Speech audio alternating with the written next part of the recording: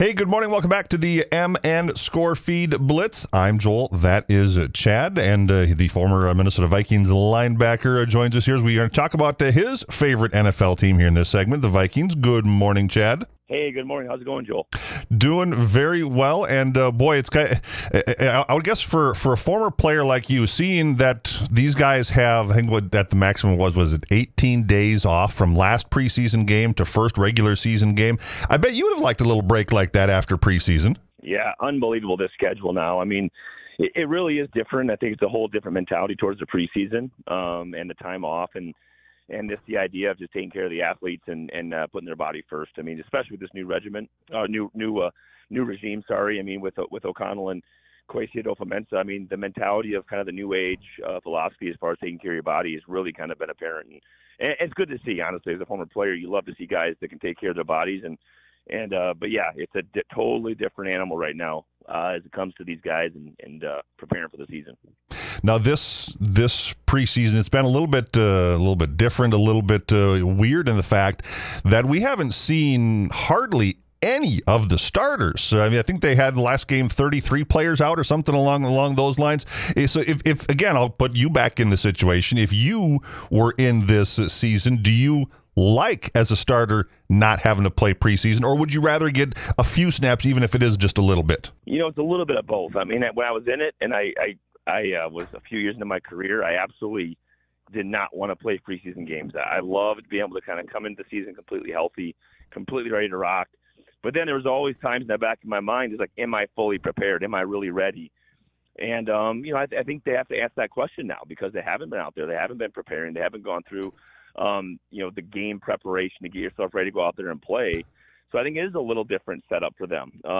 For me, I didn't want to have to go play the games, but after I was done playing them, I was really happy I did because it just got me ready. And that way, that first regular season real game comes around, you know, I've strapped it up and I've had the mentality of I'm playing for real. And that was always nice to have. You know, these guys, they don't have that right now. They have to come back and in regular season game number one and say, okay, this is for real. There's no way to make a mistake now. There's no warming up here. As far as the games, anything impress you? For me, the one bright spot, and I can't think of the kid's name, the offensive lineman that earned himself a starting job in preseason here. Is there anything like that you did like about the preseason games and getting to see the Vikings? What was nice is you get these kids more opportunity to make the football team, right? When you have your kind of full-blown starters and they're taking all the reps in a normal preseason setup, you lose the opportunity to kind of see some of these other kids. So they definitely got their full fair share to kind of get their job and win the job. You know, I will say it was sort of an, I don't know, not a super exciting preseason as far as who's going to earn jobs, who's going to be on the roster. It was kind of took shape in front of you during the preseason. And yeah, we did obviously release 2 quarterbacks and we signed a quarterback. That was pretty kind of, I guess, exciting moves as far as getting our team better, but there wasn't like a couple of shocking developments. You know, it was a pretty straightforward preseason. Now I will say we come out of the preseason with 0 wins. We don't love that because it's always fun to win. But the reality is it's preseason and we didn't play any of our guys. So how much can you really take from it? You mentioned the backup quarterback, and for the Vikings, Mullins on a kind of crash course as far as getting up to speed in the playbook here. Just looking at those two the 2 previous quarterbacks, Mannion and Mond, it does seem like at times they played themselves out of a job. Well, anytime you get opportunity, right, and that's all you can ask for in the NFL. You look at guys who grasped opportunity, the Adam Thielens of the world, the Marcus Sherrills of the world, who got opportunities as sort of an unsigned draft pick and a guy who came in undrafted and earned a spot. Well, these guys were draft picks, right? These guys got the opportunity to go play, got plenty of snaps and opportunities, and you sort of, you know, that's why you ask for an opportunity, and that doesn't always work in your favor. I mean, the reality is it's a hard business. It's hard to be one of the 32 guys that's a starter, and nevertheless one of the other 32 guys that's the backup. It's just a hard position to be in. And, you know, neither one of those guys can look back at their time with the Vikings and say, I didn't get a chance. You know, they certainly did that. Positions, any positions sticking out? The one position to me that sticks out is tight end, which, I mean, Irv Smith Jr., great player if he's healthy. I mean, I know he got a little bit nicked up and he's supposed to be back for week 1, but that's the one position there where if Irv isn't healthy, That's a big question mark. Yeah, I think you nailed it. I mean, that's my biggest question mark going into the season completely is can we find a way to throw the ball in the middle of the field? And Kirk, has, in my opinion, doesn't use the middle of the field well enough when it comes to throwing the ball to the tight end. And when we had guys that were there playing that position, the Kyle Rudolphs of the world, I don't feel like he was utilized maybe to the best of his ability. Now, I will say that, in Irv's defense, right, he hasn't been healthy for a long stretch. What do we have? Well, here's your chance. I mean, get healthy, get on the field, and stay on the field. Here's your chance to go earn this long-term position here with the Vikes and maybe earn a second big deal and move forward. And, I don't know that he has it in him. Let's go find out. I think everybody's excited about his ability. But I'd agree that one position that I'm sort of looking at and saying, well, hey, we have a lot to figure out here.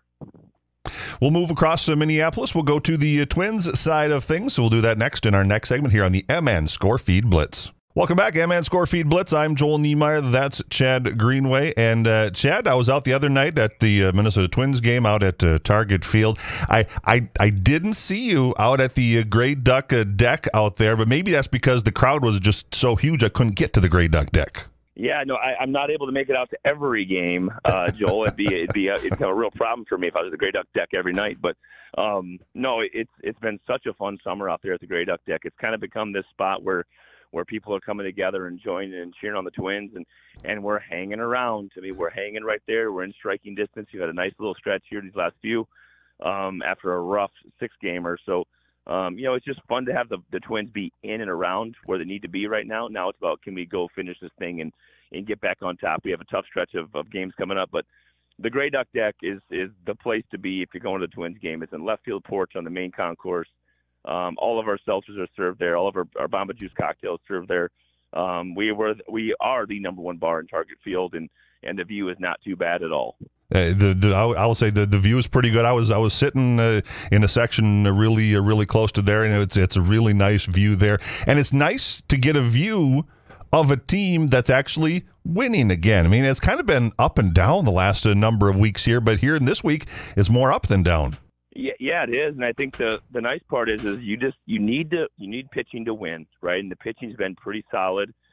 We've gotten timely hits.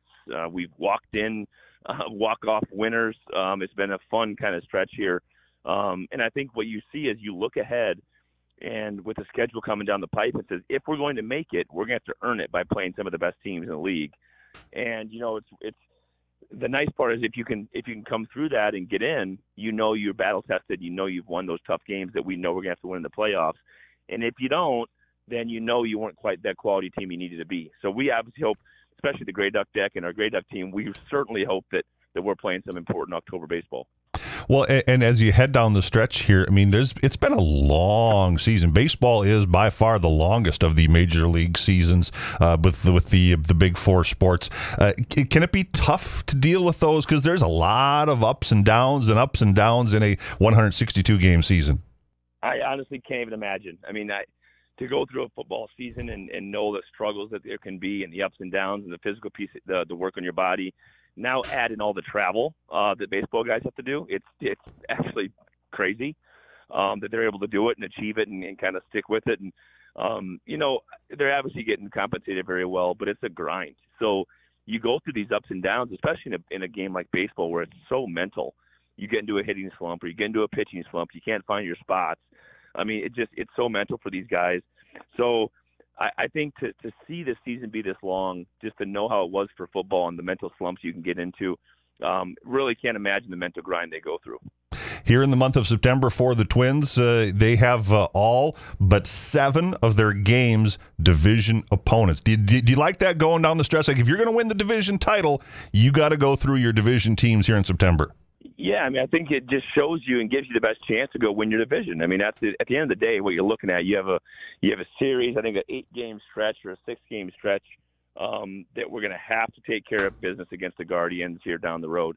You're going to get every opportunity possible to go win this thing, and that's what you love. In a division that's pretty down, there's only one way in, and that's going to be to win the division. And we're going to have our best chance, our best opportunities, and hopefully we can go take advantage of them. Sounds good. We'll see you down the road. We'll check in a couple weeks here.